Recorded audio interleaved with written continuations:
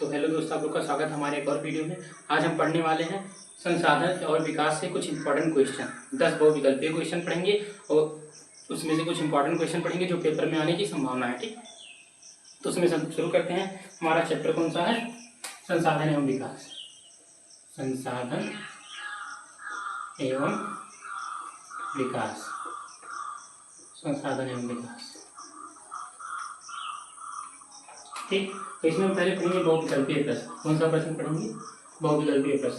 तो बहुविकल्पीय प्रश्न पढ़ेंगे तो हम देखते हैं बहुविकल्पीय प्रश्न। बहुविकल्पीय प्रश्न पहले यही पढ़ा जाएगा, बहुविकल्पीय प्रश्न ध्यान रखिएगा आप लोग। इसके बाद कुछ इंपॉर्टेंट क्वेश्चन के बारे में चर्चा किया जाएगा।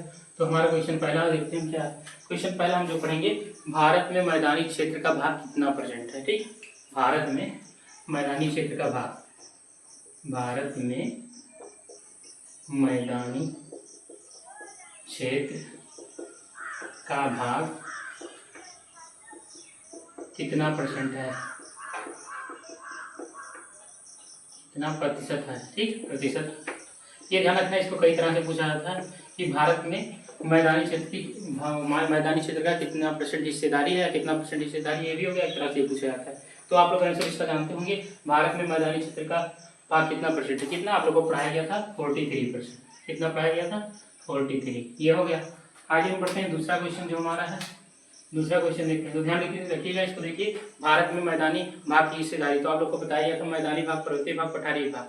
मैदानी भाग बताया गया 43% और पर्वतीय भाग बताया गया था 30%। उसके बाद पठारी भाग बताया गया था 27%। ठीक, 3 प्रकार से बताए गए थे।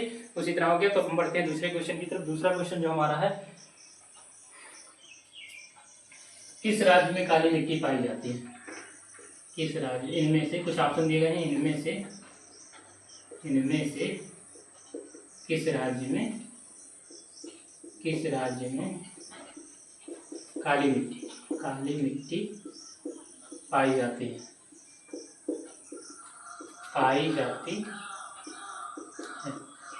इनमें से किस राज्य में काली मिट्टी पाई जाती है? तो ऑप्शन हम आप लोग को बता देते हैं। ऑप्शन है जम्मू और कश्मीर, गुजरात, उसके बाद है राजस्थान और झारखंड। ठीक, जम्मू कश्मीर, गुजरात, राजस्थान और झारखंड। तो पहला है जम्मू कश्मीर, गुजरात है, राजस्थान और झारखंड। तो आप सोचकर बताइए, जम्मू कश्मीर होगा या गुजरात होगा या राजस्थान होगा या झारखंड होगा? तो हम देखते हैं हमारा जो सही सुटेबल आंसर आ रहा है वो झारखंड के कुछ क्षेत्र में पाई जाती है। कहाँ पर? झारखंड। ठीक, झारखंड के कुछ क्षेत्रों में काली मिट्टी पाई जाती है। ठीक, अगला क्वेश्चन हम देखते हैं। अगला क्वेश्चन देखते हैं हमारा। तो अगला क्वेश्चन जो हमारा है, अगला क्वेश्चन है अचक्रीय संसाधन है। अचक्रीय संसाधन है।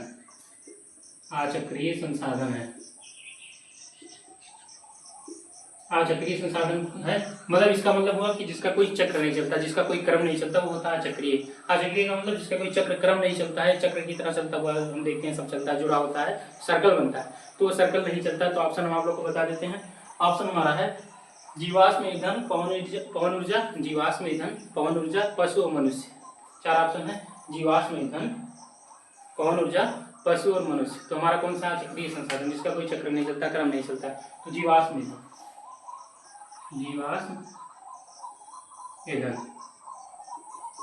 ये है। ठीक, ये हमारा हो गया तीसरा। अब चौथा क्वेश्चन हम देखते हैं। चौथा क्वेश्चन कौन सा हमारा? क्वेश्चन नंबर 4 है नवीकरणीय योग्य संसाधन है। नवीकरणीय योग्य संसाधन। अगला क्वेश्चन हमारा क्वेश्चन नंबर 4 नवीकरणीय योग्य संसाधन है। योग्य संसाधन है। नवीकरणीय योग्य संसाधन हमारे कौन से हैं भैया? ध्यान से देखिएगा। नवीकरणीय योग्य संसाधन है, तो नवीकरणीय योग्य संसाधन इसमें जो कौन कौन है? ऑप्शन है आप लोग का पवन ऊर्जा, वन, जल, ये सभी। पहला ऑप्शन है पवन ऊर्जा, दूसरा है वन, तीसरा है जल और चौथा ये सभी। तो पवन भी हमारा क्या है? नवीकरणीय संसाधन है। जल भी क्या है? नवीकरणीय संसाधन है। उसके बाद हमारा देखने को मिला जीवाश्म ईंधन, उसके बाद है जल क्या है? वो भी हमारा नवीकरणीय संसाधन है। तो इसमें होगा ये सभी, पवन ऊर्जा और जल और वन। तो मतलब ये सभी होगा। इसमें क्या होगा? ये सभी। ध्यान रखिएगा आप लोग, ये वेरी मोस्ट इंपॉर्टेंट क्वेश्चन है, इसको ध्यान से देखिएगा। ये हो गया हमारा चौथा क्वेश्चन। 5वां क्वेश्चन हम देखते हैं, क्वेश्चन नंबर 5। तो क्वेश्चन नंबर 5 हमारा क्या है उसको देखते हैं। क्वेश्चन नंबर 5 है निम्नलिखित में से कौन सा एक प्राकृतिक संसाधन नहीं है? निम्नलिखित निम्नलिखित में से कौन सा एक प्राकृतिक संसाधन नहीं है। निम्नलिखित में से कौन सा एक प्राकृतिक संसाधन नहीं है? तो ऑप्शन है इसका, ऑप्शन है भूमि, निवास स्थान, जल और खनिज। प्राकृतिक संसाधन नहीं है, भूमि, निवास स्थान, पहला है भूमि, दूसरा निवास स्थान, तीसरा है खनिज और चौथा है जल। तो हम जानते हैं खनिज हमारा जमीन के अंदर ही मिलता है। तो निवास स्थान प्राकृतिक संसाधन नहीं, क्योंकि निवास स्थान मनुष्य द्वारा बनाया जाता है। क्या है? निवास स्थान जो है किसके द्वारा बनाया जाता है? मनुष्य के द्वारा। ये हो गए। अब इसका अगर आप इससे रिजल्ट लेना चाहे तो ले सकते हैं, उसके बाद हम आगे बढ़ते हैं। ठीक, तब आगे बढ़ते हैं, इसको इरेज किया जाता है। आगे बढ़ते हैं, हम आगे देखते हैं कौन सा है।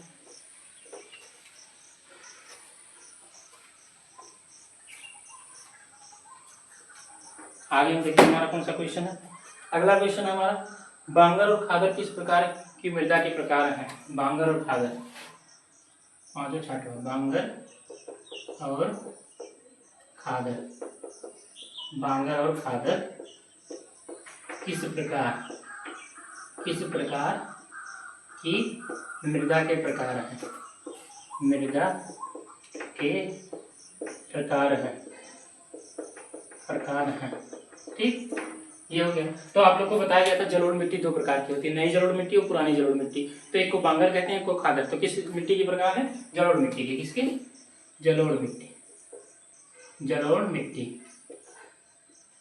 मिट्टी के प्रकार हैं। ठीक, अगला हम क्वेश्चन देखते हैं, छठवां नंबर। क्वेश्चन नंबर छठा हो गया हमारा, सातवां देखते हैं। क्वेश्चन नंबर सातवां क्या? क्वेश्चन नंबर सातवां हमारा, काली मृदा किस प्रकार की खेती के लिए उपयुक्त होती है? क्वेश्चन है, काली मृदा किस प्रकार की खेती के लिए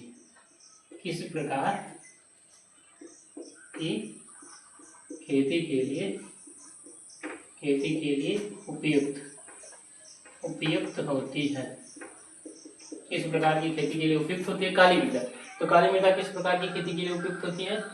गेहूं, कपास, काजू और इनमें से कोई नहीं। तो हम देखते हैं काली मृदा, आपको बताया गया इसे कपास की मृदा भी कहते हैं काली मृदा को। ठीक, ये कपास की खेती के लिए होती है।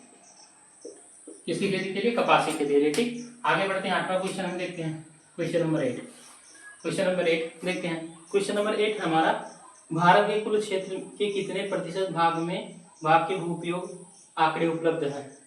भारत के कितने प्रतिशत भूभाग के, भारत के कितने प्रतिशत भूभाग के आंकड़े उपलब्ध हैं? भूभाग के आंकड़े उपलब्ध हैं। ठीक, भारत के कितने प्रतिशत भूभाग के आंकड़े उपलब्ध हैं? तो ध्यान रखना, भारत कहा गया था एक विकसित, बताया गया था विकसित संसाधन। उसमें कहा गया था भारत विकसित देश नहीं है, क्योंकि भारत सरकार के पास पूरा आंकड़ा नहीं है। भारत सरकार के पास केवल 93% भूभाग का आंकड़ा है। कितना? 93% भूभाग का आंकड़ा है, 7% का नहीं है। ठीक, अधिकतर जो यहाँ हमारा असम है, पूर्व में स्थित हमारे जो राज्य हैं, अगर आपको मैप के बारे में पढ़ना है तो मैप का वीडियो ऑलरेडी बनाया हुआ है, उसमें आप लोग देख लीजिएगा कि कौन से पूर्व के राज्य, कौन से पश्चिम के। ठीक, तो उसमें आप लोग देखेंगे असम के बाद जितने राज्य हैं उनके बारे में पूरी जानकारी भारत सरकार के पास नहीं है। ठीक, तो हम बढ़ते हैं 9 क्वेश्चन जो हमारा, क्वेश्चन नंबर 9। ठीक, क्वेश्चन नंबर 9 देखते हैं। क्वेश्चन नंबर 9 हमारा, पंजाब में भूमि निम्नीकरण का निम्नलिखित में से मुख्य कारण क्या है? पंजाब में भूमि निम्नीकरण का निम्नलिखित में से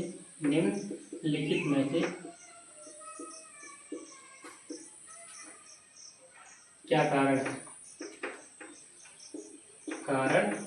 ठीक, कारण तो हम ऑप्शन आप लोग को बता देना है, ध्यान से कमेंट में आंसर दीजिएगा।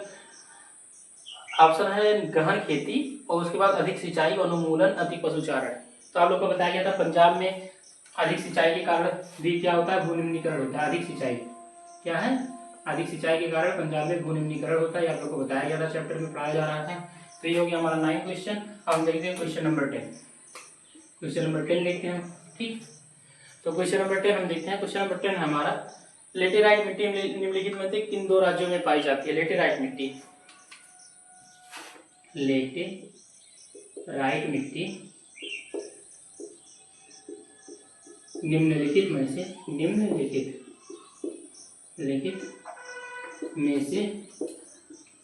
किन दो राज्यों में पाई जाती है? किन दो राज्यों में पाई जाती है? ठीक, निम्नलिखित में से किन दो राज्यों में पाई जाती है? तो ऑप्शन बता दिया जा रहा है आपको। ऑप्शन है तमिलनाडु, गुजरात, मध्य प्रदेश और केरल। दो राज्यों का नाम इसमें से उठाकर लिखना है। तो हम जानते हैं लेटेराइट जो मिट्टी है, आपको पढ़ाया गया था लेटेराइट मिट्टी। तो लेटेराइट किन किन राज्यों में पाई जाती है? आप लोग को बताया गया था यह मिट्टी कहाँ पर पाई जाती है। उड़ीसा में भी पाई जाती है, महाराष्ट्र में भी पाई जाती है, कर्नाटक, तमिलनाडु। ठीक, आप लोग को बताया गया था कि कर्नाटक और तमिलनाडु में भी पाई जाती है। मतलब तमिलनाडु कहाँ पर है? कर्नाटक, तमिलनाडु। तो केरल और तमिलनाडु में कहाँ पाई जाती है? केरल, तमिलनाडु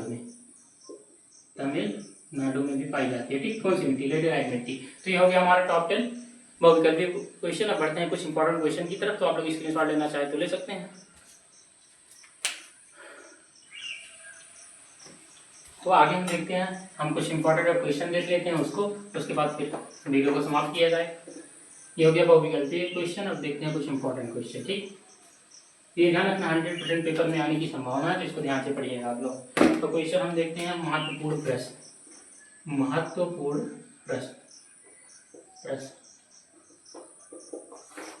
क्वेश्चन पहला देखते हैं। तो क्वेश्चन पहला हम देखते हैं, इसमें क्या नवीकरणीय संसाधन के दो उदाहरण बताइए। नवीकरणीय संसाधन के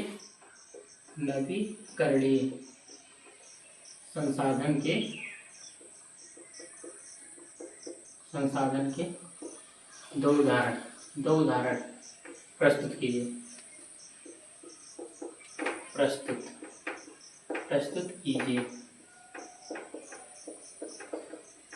मतलब आपको लिखना नवीकरणीय संसाधन क्या होते हैं। तो पहले लिखोगे नवीकरणीय संसाधन, ऐसे संसाधन जिनका उपयोग दोबारा उपयोग किया जा सके, रिसाइकिल करके, वो क्या होते हैं? नवीकरणीय संसाधन। नवीकरणीय संसाधन के दो उदाहरण जल, पवन ऊर्जा, सौर ऊर्जा, ये सब है। ठीक, तो हम लिख सकते हैं जल के बारे में। जल का हम किस तरह दोबारा उपयोग करते हैं? तो हम जानते हैं जब हमारा जल गंदा हो जाता है नदी नालों के द्वारा, तो उसको फिल्टर करके प्रयोग किया जाता है, इसके बारे में लिख सकते हैं। उसके बाद हम लिख सकते हैं पवन ऊर्जा, सौर ऊर्जा के बारे में, कि इनको भी दोबारा हम उपयोग कर सकते हैं, क्योंकि एक बार लगाने के बाद ये दोबारा चार्ज होते रहते हैं, चलते रहते हैं। ठीक, तो अब दूसरा क्वेश्चन देखते हैं, वेरी मोस्ट इंपॉर्टेंट क्वेश्चन। आइए ध्यान रखिएगा, इसका आंसर लिखेंगे तो यहाँ बहुत टाइम लग जाएगा। तो अगर आप लोग को इसका आंसर का पीडीएफ चाहिए तो हमारे पास नीचे दिए गए व्हाट्सएप नंबर पर मैसेज जरूर करिएगा। तो ये अगर आप लोग को पीडीएफ चाहिए तो नीचे मैसेज जरूर करिएगा। ठीक, तो पीडीएफ वहाँ मिल जाएगा आप लोग को, इसका इंपॉर्टेंट क्वेश्चन के जो आंसर है उनका भी पीडीएफ मिल जाएगा आप लोग को। ठीक, तो अगला क्वेश्चन हमारा है उत्पत्ति तथा समाप्यता के आधार पर संसाधनों का वर्गीकरण कीजिए। उत्पत्ति तथा समाप्यता के आधार पर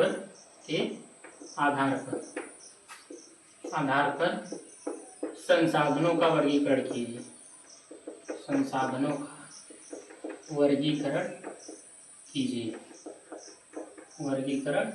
ठीक, ये हो गया।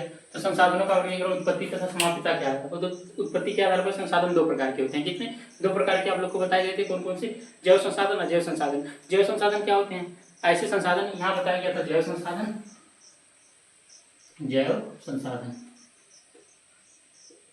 और यहाँ बताया गया था अजैव संसाधन। ठीक, अजैव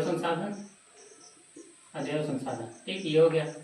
और समाप्यता के आधार पर संसाधन भी दो प्रकार के बताए गए थे, नवीकरणीय और अनवीकरणीय। दो प्रकार के संसाधन बताए गए थे, नवीकरणीय,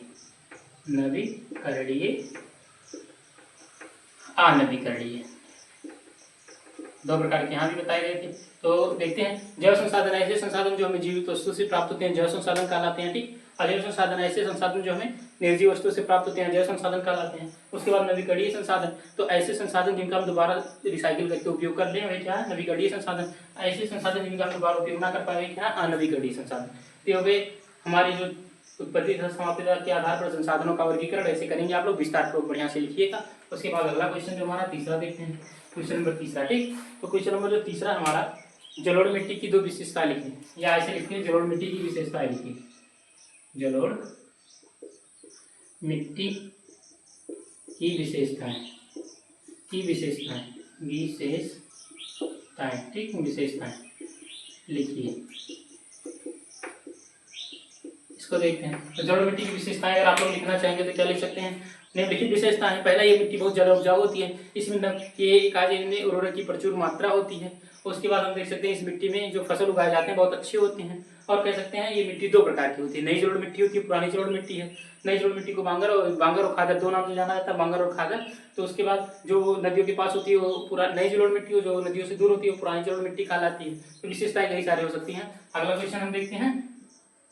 ठीक, आप लोग को पढ़ाया गया तो उसमें देखिएगा विशेषताएं काफी लिखाई गई हैं, उसमें आप लोग देख सकते हैं।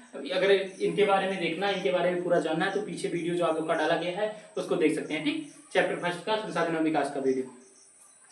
अगला क्वेश्चन है, रियो डी जेनेरो पृथ्वी सम्मेलन कब आयोजित तथा कहाँ आयोजित किया गया था? रियो डे जेनेरो पृथ्वी सम्मेलन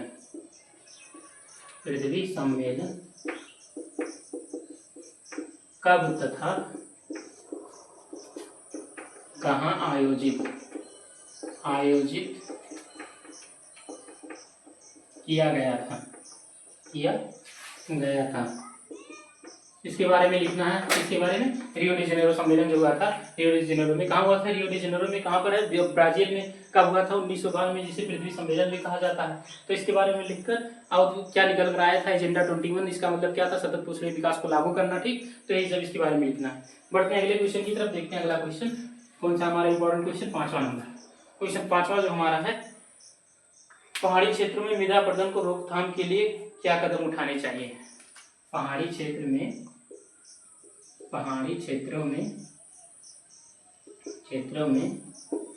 मृदा अपरदन के रोकथाम के लिए क्या कदम उठाने चाहिए? सबसे बड़ी खास है कि पहाड़ी क्षेत्रों में जो खेती होती है वहाँ ढालू भूमि होती है। कैसी होती है? तो आपको जुताई जो करना चाहिए ऊपर से नीचे की ओर नहीं करना चाहिए। ठीक, उसके बाद जुताई करना चाहिए नीचे से ऊपर की ओर। उसके बाद जो हमें देखना है वहाँ सीढ़ीदार खेती करना चाहिए। कैसा? सीढ़ीदार खेती। इससे हम मृदा अपरदन को रोक सकते हैं। ठीक, तो इसके भी बहुत सारे कहा जाए कि बहुत सारे रोकथाम के उपाय हैं। तो अगर उनको उपाय को जानना है तो आप लोग पीछे वीडियो देख सकते हैं, उसमें अगर नहीं मिल रहा है तो आप लोग क्या करें, कमेंट कर सकते हैं नंबर पे, आप लोग को इसका आंसर मिल जाएगा। ठीक, अगला क्वेश्चन हमारा है, संसाधन नियोजन क्या है? संसाधन नियोजन की प्रक्रिया के चरणों का उल्लेख कीजिए। संसाधन नियोजन क्या है? संसाधन नियोजन क्या है?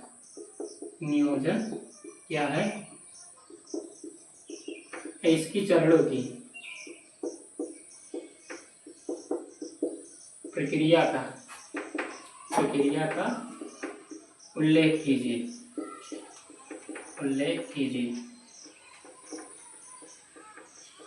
ठीक, ये हो गया। तो ध्यान रखिएगा। अब ये हमारा संसाधन नियोजन, ध्यान रखना संसाधनों को पहचान कर उसके पूर्ण रूप से सही प्रकार से प्रयोग करना ही क्या कहलाता है? संसाधन नियोजन। ठीक, तो उसी के प्रमाण में उसके चरणों का उल्लेख करना कैसे कैसे करेंगे? तो 3 चरणों में कर सकते हैं। पहले संसाधन को पहचाना जाए, क्या कि पहले संसाधन को निकाला जाए, फिर इसको पहचाना जाए कि किस प्रकार में यूज में लाया जा सकता है। उसके बाद उसको सही रूप से तैयार किया जाए यूज के लिए, फिर उसके बाद सभी के पास पहुंचाया जाए। 3 प्रकार के चरणों में उपयोग किया जा सकता है। अगला क्वेश्चन देखते हैं। क्वेश्चन नंबर हमारा 7वां क्या है? क्वेश्चन नंबर 7वां। ठीक, तो क्वेश्चन नंबर 7वां हमारा है, मृदा अपरदन क्या है तथा इसके रोकने के उपाय लिखिए। मृदा अपरदन क्या है? मृदा अपरदन क्या है तथा इसके रोकने के उपाय लिखिए। उपाय लिखिए। ठीक, ये हो गया। तो मृदा अपरदन क्या है? मिट्टी का कटाव या बहाव की प्रक्रिया क्या कहलाती है? मृदा अपरदन कहलाती है। ठीक, तो अगर हम देखेंगे मृदा अपरदन कहलाती है, इसके रोकने के कई उपाय हैं। वृक्षारोपण करके, कम पशु चारण, उसके बाद बहुत ज्यादा बियागाजी खेतों में बाढ़ बनाकर, कई तरह के वो है क्या नाम उपाय है रोकने के। तो हमारे वेरी मोस्ट इंपॉर्टेंट क्वेश्चन है जो बोर्ड में आने की संभावना इस बार 2026 में। ध्यान रखिएगा, आप इसका स्क्रीनशॉट ले लीजिए। फिर हम मिलेंगे नेक्स्ट वीडियो में। अब अगले वीडियो में मिलेंगे अगले चैप्टर के साथ। तो ध्यान रखिएगा, अगर आप लोग को इसका नोट्स चाहिए तो नीचे दिए गए व्हाट्सएप नंबर पर मैसेज जरूर करिएगा। और ध्यान रखिए, चैनल को आइएगा तो सब्सक्राइब जरूर करिएगा, क्योंकि अगर सब्सक्राइब करेंगे तो इस बार आपका बोर्ड में अच्छा नंबर आएगा। ध्यान रखिएगा। ठीक, और शेयर जरूर करिएगा। ठीक, मिलते हैं फिर नेक्स्ट वीडियो में।